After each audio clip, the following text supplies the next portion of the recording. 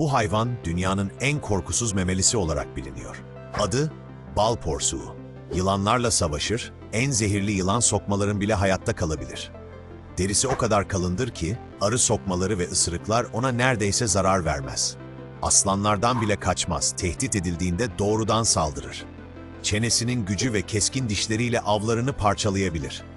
İşte bu yüzden bal porsuğu doğanın en küçük ama en cesur savaşçılarından biridir.